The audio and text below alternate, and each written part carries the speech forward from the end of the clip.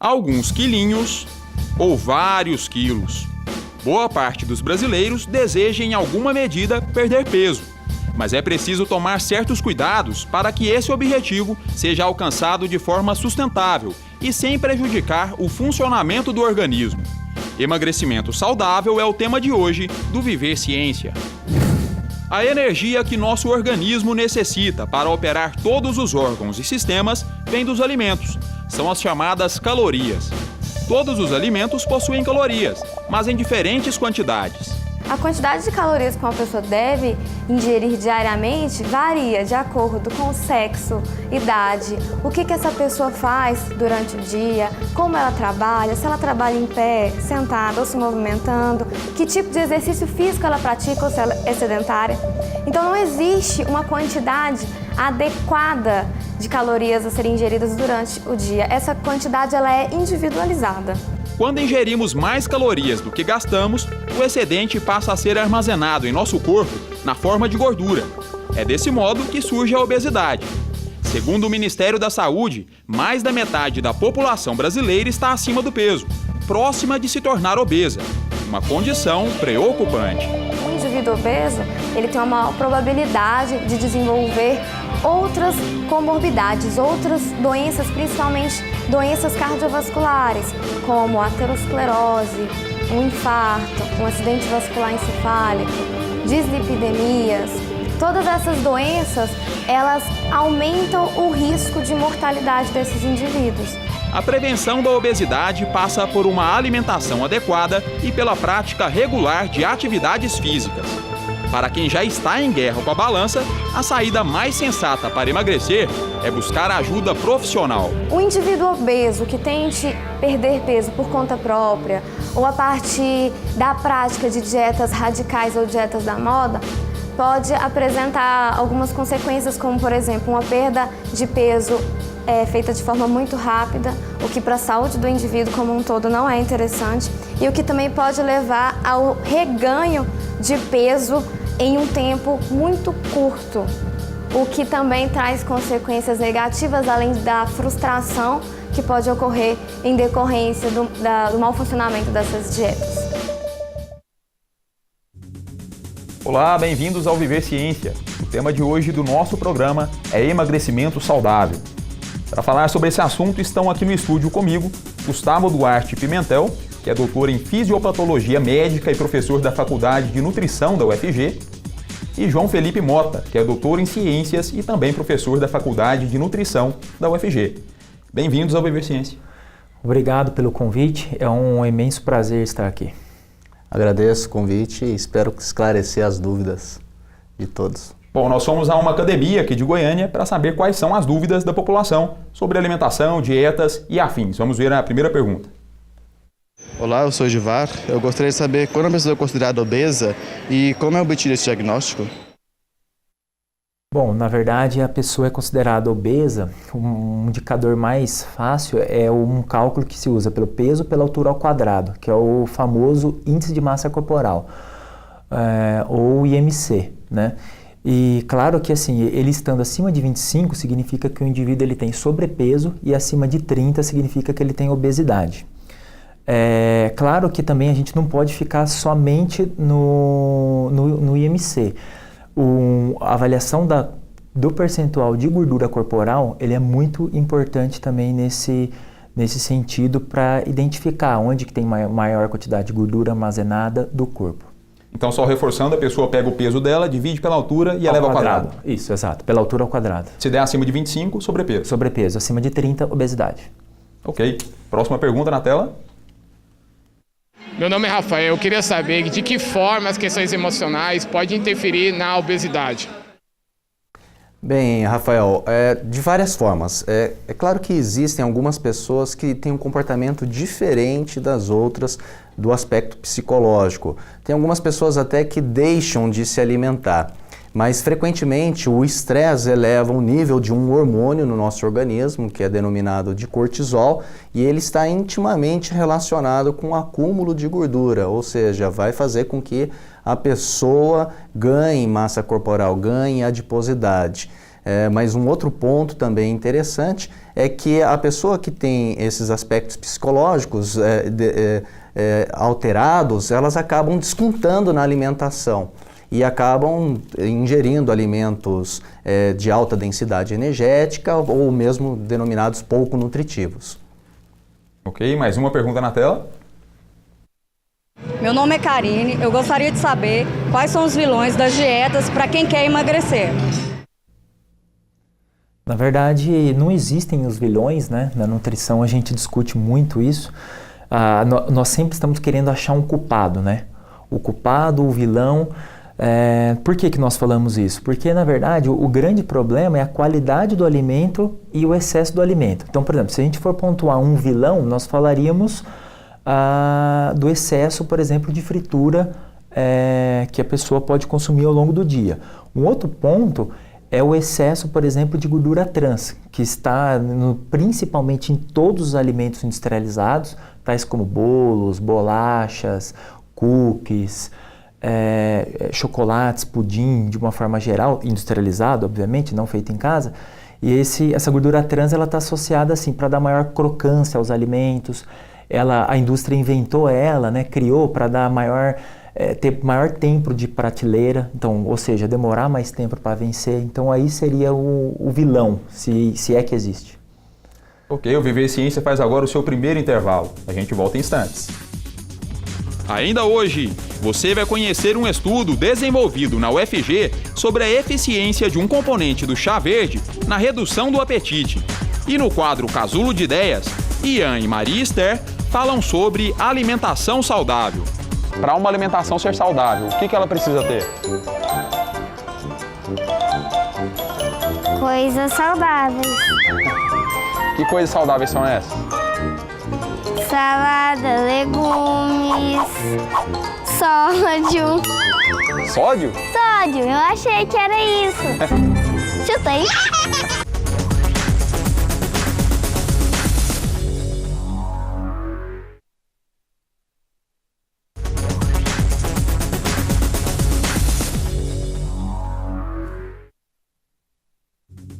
Estamos de volta com Viver Ciência, hoje falando sobre emagrecimento saudável. Nossos convidados são os professores da Faculdade de Nutrição da UFG, Gustavo Pimentel e João Felipe Mota. Muita gente costuma recorrer ao chá verde como um auxílio ao emagrecimento. Você deve conhecer alguém que toma, né? Mas o chá apresenta em sua composição cafeína, que provoca em algumas pessoas ansiedade, insônia e até irritabilidade. Por isso, pesquisadores da Faculdade de Nutrição da UFG isolaram um dos componentes desse chá para testar se sozinho ele é eficaz no controle do apetite e na perda de peso. Vamos conferir a reportagem. Feito a partir da folha da Camellia sinensis, o chá verde contém cafeína e diversos nutrientes conhecidos como catequinas. Pesquisas apontam que uma dessas catequinas, a epigalocatequina 3-galato, é a responsável pela perda de peso atribuída ao chá. Por isso, pesquisadores da UFG desenvolveram um estudo para observar se essa catequina, de forma isolada, influencia na redução do apetite. O teste foi feito com 22 mulheres com idades entre 20 e 30 anos. Elas participaram de 2 cafés da manhã, com intervalo de uma semana entre um e outro, nos quais foram submetidas à mesma dieta. Em um dos cafés, receberam cápsulas de catequina e no outro, cápsulas de amido de milho, o placebo.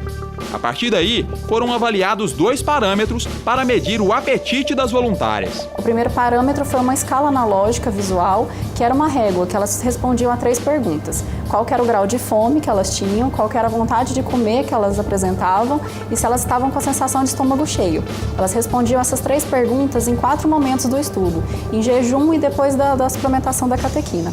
Aí, além dessa escala, a gente também fez a avaliação do ultrassom do estômago, para a gente ver o esvaziamento gástrico, que uma das nossas hipóteses seria que a catequina retém maior quantidade de nutrientes, de alimento mesmo no estômago, e aí a pessoa se sentiria mais saciada, mais cheia por mais tempo. O teste confirmou o poder de ação da epigalocatequina 3-galato. A suplementação com a catequina implicou em uma redução significativa do apetite das participantes em relação ao placebo.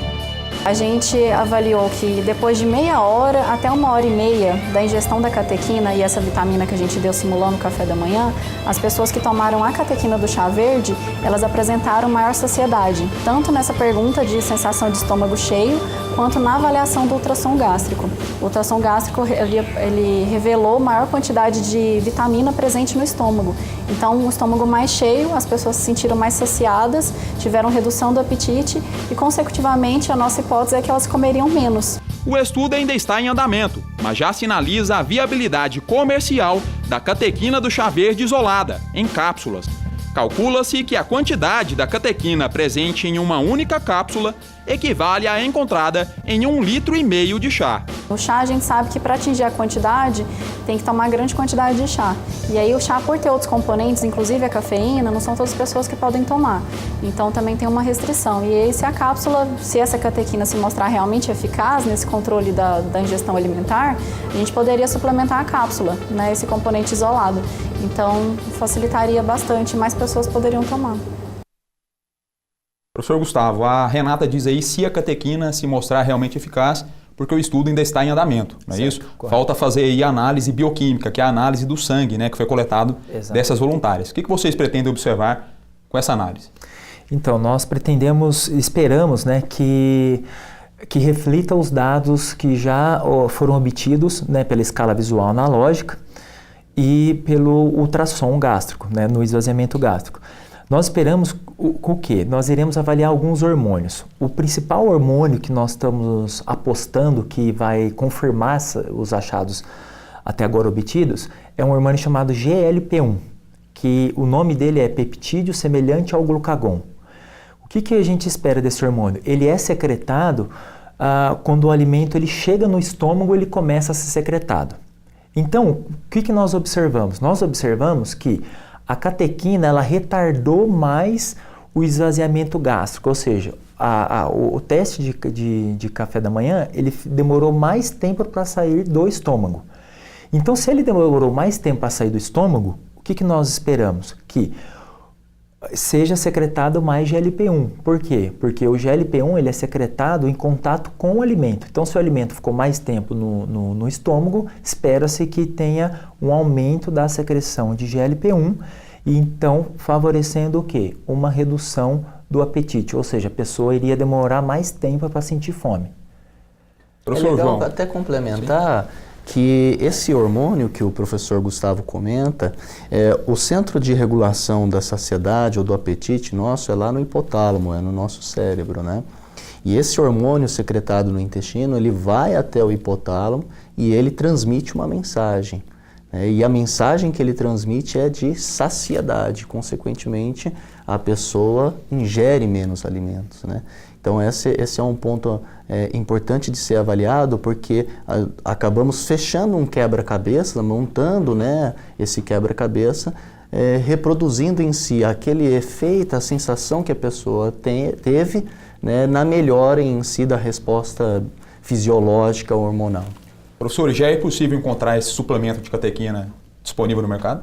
Sim, é possível, mas o que não se sabe até agora, nós temos alguns estudos em si com animais, estudos experimentais. Com humanos também temos alguns estudos, mas nada se chegou ao perto do tipo de desenho que foi pensado para esse nosso estudo. Não se sabe também a quantidade ideal. Então esse nosso estudo vem reforçar qual a quantidade ideal de se tomar esse princípio ativo do chá verde para se ter o benefício no emagrecimento e no controle do apetite.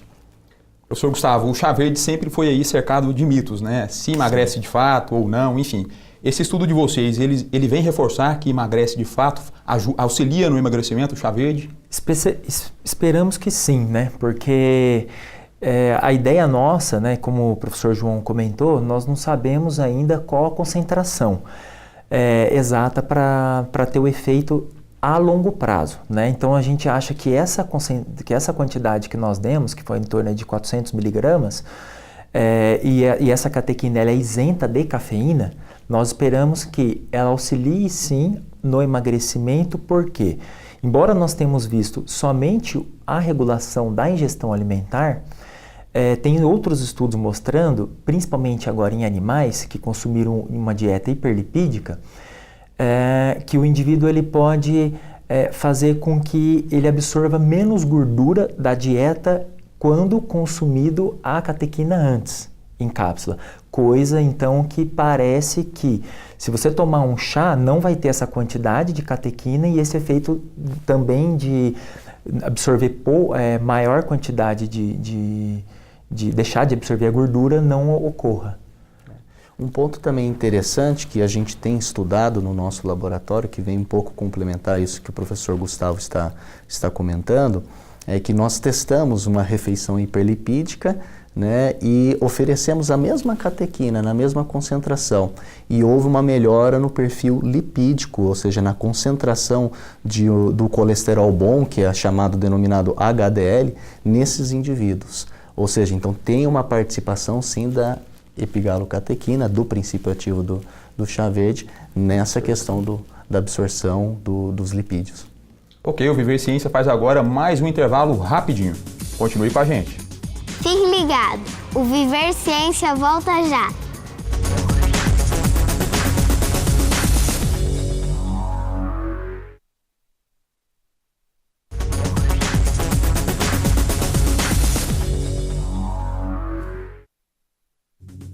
Estamos de volta com Viver Ciência. O tema de hoje do nosso programa é emagrecimento saudável. O que uma dieta precisa ter para ser saudável? Por que algumas pessoas comem muito e simplesmente não engordam? De que forma é possível evitar a obesidade? Chegou a hora mais divertida do viver, hora de consultar os nossos pequenos especialistas. Com a palavra, Maria Esther, de 6 anos, e Ian, de 9 anos de idade. Casulo de 10 no ar.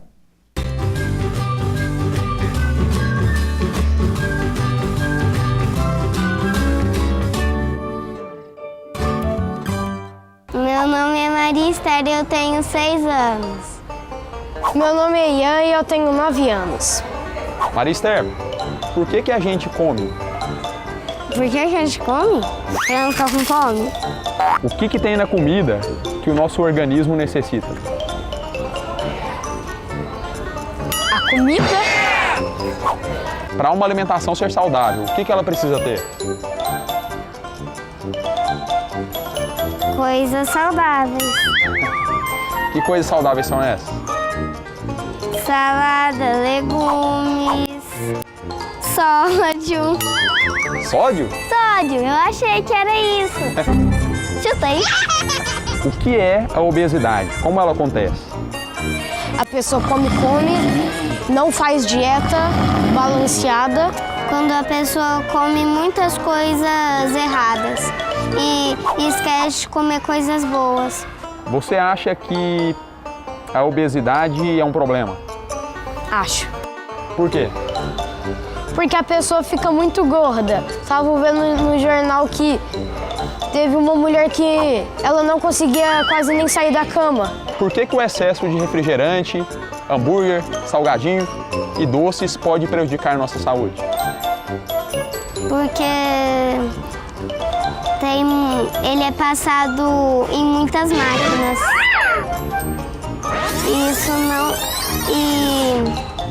E isso não faz bem. Por que será que tem gente que come muito e não fica gordo e tem gente que come e fica gordo? Por causa do organismo? É igual meu irmão. Ele come e não fica gordo e é igual um palito. O que uma pessoa obesa que deseja emagrecer precisa fazer? Comer coisas saudáveis, fazer corridinha e malhar.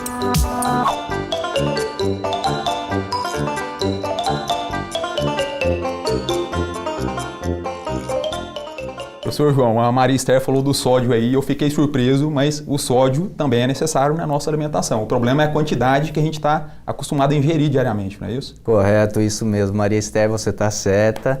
E realmente o sódio é importante para o nosso organismo, né? O sódio tem um papel importante na questão da hidratação do nosso organismo. Ele ajuda a reter água.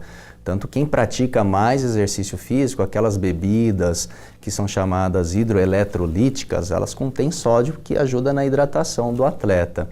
Mas a gente tem que tomar muito cuidado com o excesso de sódio, né? E nos alimentos em conserva, industrializados, nós temos muito sódio. E o sódio pode causar um problema que é denominado de pressão alta, a chamada hipertensão.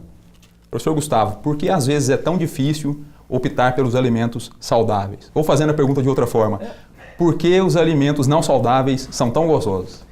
Na verdade, assim, como o professor João já tinha começado a explicar lá no bloco anterior, é interessante porque assim, só de nós vermos o alimento, tem até um estudo muito interessante que eles colocaram um prato, num prato tinha cheeseburger, batata frita, no outro prato tinha ferramentas e falaram para a pessoa comer. Obviamente a pessoa não comeu, a primeira ela olhou, só dela olhar, teve algumas regiões do sistema nervoso central, principalmente o hipotálamo, que foram ativadas. Então isso mostra o quê? Que no nosso dia a dia, só de nós olharmos os alimentos, só de sentir o cheiro do alimento, algumas regiões do sistema nervoso central já são ativadas que fazem que nós tenhamos mais fome do que o normal. Então assim, o segredo qual que seria, né, se for pensar na prática? A começar pelo sal, não deixar o sal em cima da mesa, porque ele ajuda a aumentar a palatabilidade do alimento, então a pessoa acaba comendo mais. E a outra coisa é, quando for sair de casa para comer, ou for na casa da avó, for em outros lugares, vai comer, come um bolo, vai comer uma fatia. Então, chegar em casa também 5, 6 horas da tarde, após o trabalho ou após a escola, não deixar a casa desorganizada no sentido dos alimentos sempre em cima da mesa, né? Então, em cima da mesa, deixa coisas saudáveis, né? Então, por exemplo, uma fruta, uma aveia, sempre ter um legume junto com a refeição, né? E porque nós comemos com os olhos. Então, se tem alimento calórico na nossa frente, nós vamos comer esse alimento calórico. Então, o segredo é ficar longe, tentar se esconder. Professor João, o nosso tempo está chegando ao fim, mas de acordo com o Ministério da Saúde, nos últimos 10 anos a prevalência da obesidade aumentou em 60%, né? A cada 5 brasileiros, um é considerado obeso. O que a gente precisa fazer para reverter esse quadro?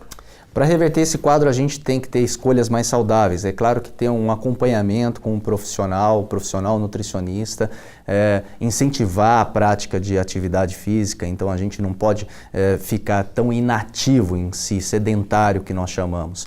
Então, atividade física de lazer, vai passear com o cachorro, tem que fazer escolhas alimentares mais saudáveis, assim como o professor Gustavo disse.